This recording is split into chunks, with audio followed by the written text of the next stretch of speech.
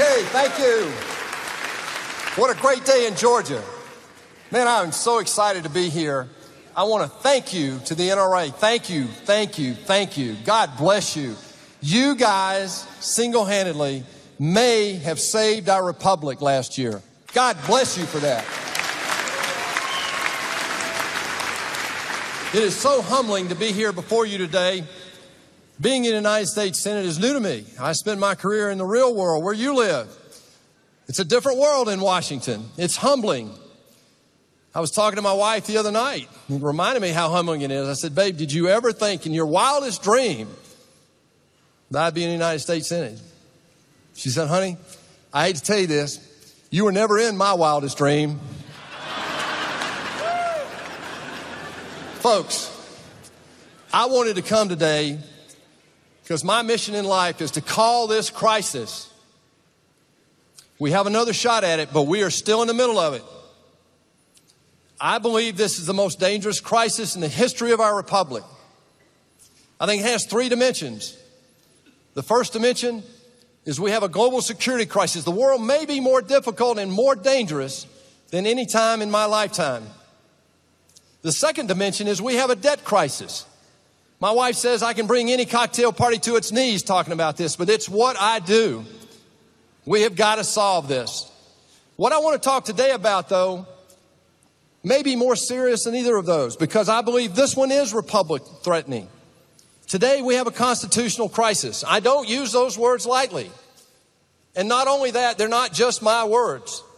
Jonathan Turley, a Democrat law professor from George Washington University, has stated that former President Obama has created the greatest constitutional crisis in our history. By blocking Congress, he has used executive orders and regulatory mandates to change the direction of our country. He figured out how to run the country without Congress. He created the fourth arm of government, the regulators. And it'll take decades before we can undo all of that damage. He created a dangerous precedent for future presidents to run the government and run our country without the three branches of government being in balance. In last year's election, thanks to the help of the NRA, Americans voted to change the direction of our country. I think we have one more shot at this. Isn't it refreshing that we now have a president that will stand up for our Second Amendment rights? Isn't it refreshing that we have a president that will stand up and enforce laws? Isn't it refreshing that we have a president that will stand up to those around the world who would do us harm? You may remember that there were only 2 senators standing firm for Donald J. Trump last year in the early days. But when I got discouraged, I looked around, and there you were, the NRA. Thank you for that. I believe that you had as big an impact on that national election last year as any other group in America. And I don't say that lightly. I spent a lot of time in the field, and I ran into you everywhere. I saw your ads. I saw your people. I saw your enthusiasm, and it carried the day. I am so proud to be a member of the NRA when I see an organization like this make that kind of difference for our country. Thank you for that. President Trump shares our outrage with the dysfunction in Washington. He understands that prior disregard for our Constitution will no longer be permitted. When President Trump was sworn in, he laid out his priorities for our country, and job one was to get our economy going again. It's very simple. He's laid out 4 priorities, just like a businessman would. I'm privileged to be in some meetings with this president, and it's so refreshing to see a man looking to get results, not just talk about it.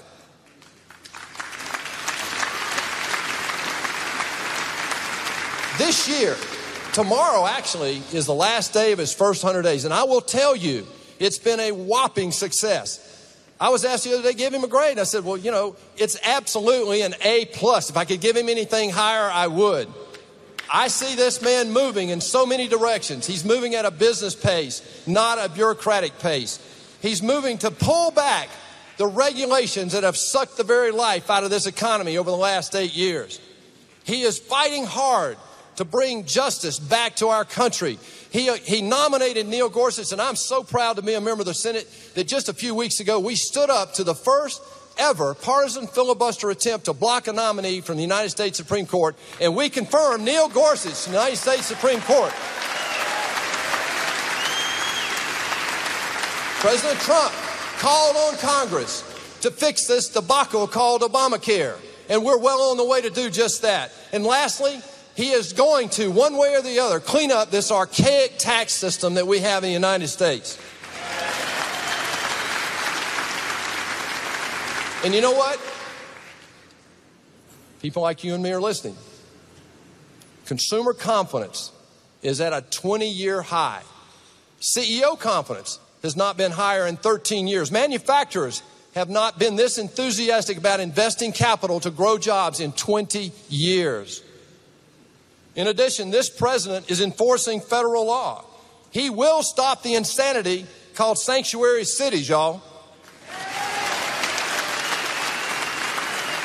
This is a president that will remove felons who are in this country illegally.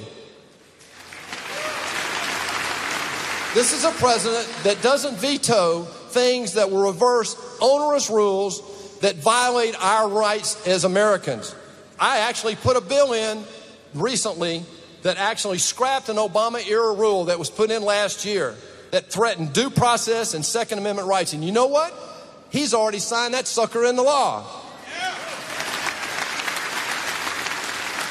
President Trump is delivering results, but there's so much more to be done. You know that. He's just gotten started. 100 days is an arbitrary number on a calendar. He knows what he wants to do. We know what needs to be done. The problem is we have to get through the archaic system in Washington. We need to restore the balance between the three branches of government. We need to support law enforcement officers and give them our full, undivided support. We need to fund our men and women in the military and stop this nonsense of not building an army and a navy and an air force. Do you know we have the smallest army since World War II, the smallest navy since World War I, and the oldest and smallest air force ever? Thank you, Barack Obama. We will fix this.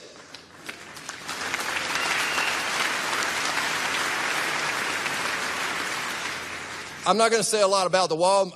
You had a better guy talk about that earlier. We call him the president. But he will build that wall. He will stop sanctuary cities. He is moving to protect the Second Amendment rights. And we have to go further. We have to pass a concealed carry reciprocity law.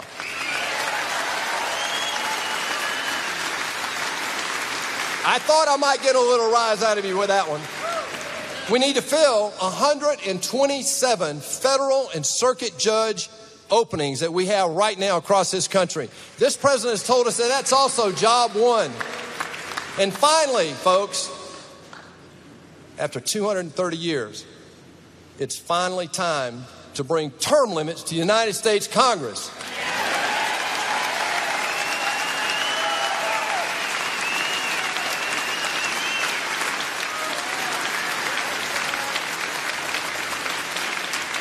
Let's be clear, though. This is bigger than me. It's bigger than you. It's really bigger than Donald Trump. That's hard to do. This is about the freedom of our children and our children's children. And you know it. That's why you do this. Ronald Reagan reminded us, he warned us actually, freedom is never more than one generation away from extinction. We don't pass it down in the bloodstream. We have to fight for it, protect it, and pass it on so they can do the same thing. Or one day, in our sunset years, we'll be sitting around telling our children what it was once like in America when women and men were free. Not on my watch, not on your watch, ladies and gentlemen. Thank you for hanging in there with that.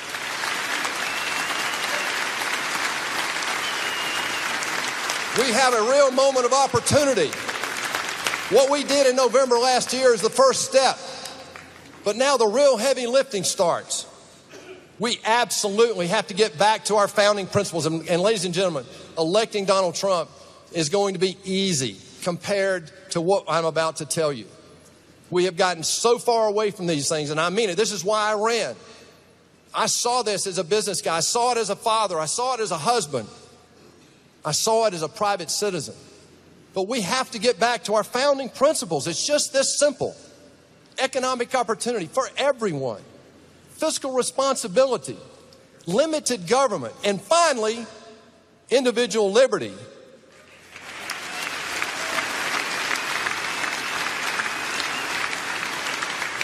We have something in the United States that no other country in the history of the world has. It's called a Constitution. We use that word lightly. Many of us carry it around in our pockets. George Washington, in a very early time, 1795, reminded us that the Constitution is my guide, which I will never abandon. I can't think of better words for a senator in the United States Senate in 2017 facing the problems that we have today. I did not run for the United States Senate to simply let bureaucrats trample on that Constitution. I didn't simply run for the Senate to be part of a broken system. I didn't run to accept the status quo. You're not here to accept the status quo. Folks, we simply have to work together to protect our rights under that Constitution, to seize this moment of opportunity, and finally change the direction of our country. Thank you for saving us from the brink of disaster last year. Thank you for electing Donald J. Trump. And thank you for all you do to protect our Second Amendment rights and all of our rights under that Constitution. God bless you. God bless the NRA. And God bless the United States of America. Thank you.